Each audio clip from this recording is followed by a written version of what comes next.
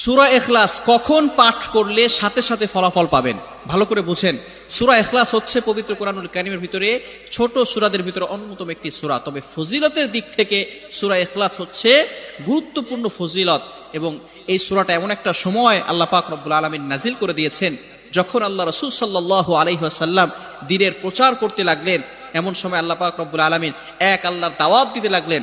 তখন কাফেররা আল্লাহ রাসূল সাল্লাল্লাহু আলাইহি সাল্লামকে কোশ্চেন করলো যে, মুহাম্মদ, তুমি তো এক আল্লাহর দাওয়াত দাও, আমরা তো কোটি কোটি দেবতার পূজা করি, তারা আমাদের সমস্যার সমাধান করতে পারে না।